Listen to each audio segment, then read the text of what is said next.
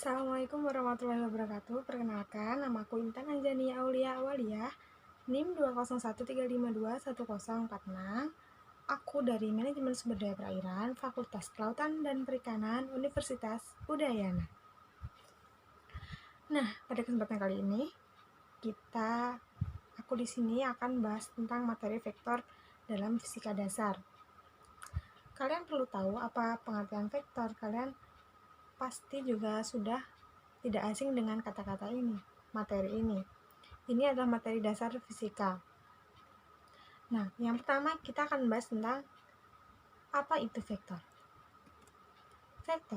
Vektor merupakan besaran yang memiliki besaran sekaligus arah. Misalnya, sebuah benda dipindahkan dari titik A ke titik B yang memiliki jarak dan arah, sehingga terjadi perpindahan. Nah, itu yang disebut dengan vektor. Yang kedua, kita akan bahas tentang jenis-jenis vektor. Vektor dibagi menjadi 4 jenis. Yang pertama adalah vektor posisi, yang kedua adalah vektor 0, yang ketiga vektor satuan, yang keempat adalah vektor basis. Kita bahas artinya satu persatu ya teman-teman.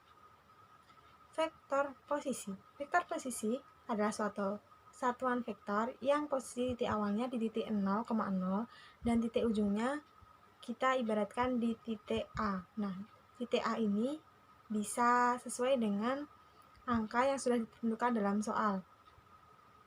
Yang kedua, kita akan bahas tentang vektor 0. Vektor 0, suatu vektor yang panjangnya 0. Yang ketiga, vektor satuan, suatu vektor dengan panjang 1. Dan yang terakhir, yang keempat, vektor basis, sebuah vektor satuan yang saling tegak lurus dalam vektor ruang dimensi memiliki dua vektor basis. Terus selanjutnya, kita akan mengetahui tentang hukum penjumlahan dalam vektor. Nah, hukum penjumlahan dalam vektor ini dibagi menjadi dua hukum. Yang pertama adalah hukum jajar genjang dan yang kedua adalah hukum segitiga. Apa sih bedanya?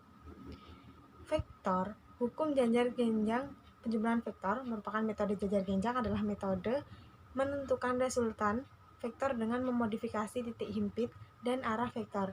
Dua vektor dengan pangkal berimpit digambar sebagai dua sisi yang berdekatan dari sebuah bangun jajar genjang. Maka jumlah vektornya adalah sama dengan vektor diagonal yang pangkalnya sama dengan pangkal kedua vektor yang berimpit tadi.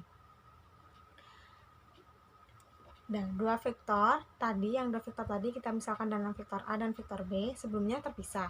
Kemudian kita himpitkan pangkalnya sehingga membentuk sisi. Nah, dari seandainya ini adalah sebuah garis vektor A, vektor B, kita himpitkan dengan pangkalnya sehingga membentuk dua sisi seperti ini yang bentuknya seperti sudut lancip.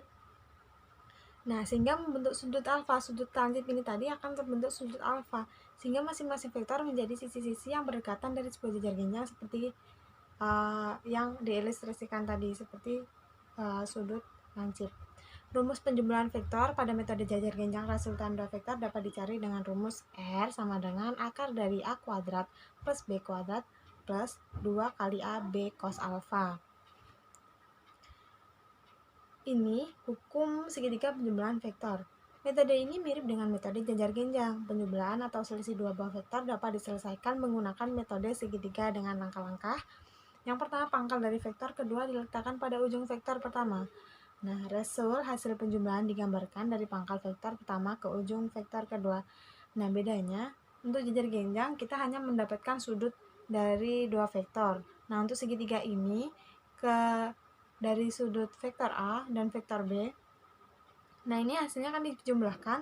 Nah, nanti untuk hasil menjadi vektor C yang akan digabungkan menjadi sebuah segitiga siku-siku. Nah, rumusnya R sama dengan dari rumus jajar genjang R sama dengan akar A kuadrat plus B kuadrat plus 2AB cos Y. Dan untuk rumus segitiga A per sin alfa sama dengan B per sin beta sama dengan R per sin Y. Y sama dengan arti dari Y tadi, sudut apit atau sudut terkecil yang dibentuk oleh vektor A dan B. Penambahan vektor dan pengurangan vektor. Kita yang selanjutnya adalah penambahan vektor dan pengurangan vektor, yaitu menggunakan metode segitiga dan metode jajar genjang. Ini tadi sedikit materi vektor dan tentang vektor. fisika dasar yang aku ketahui ya teman-teman. Kurang lebihnya mohon maaf, semoga bermanfaat dan kalian bisa memahami dengan baik. Wassalamualaikum warahmatullahi wabarakatuh. Sampai jumpa.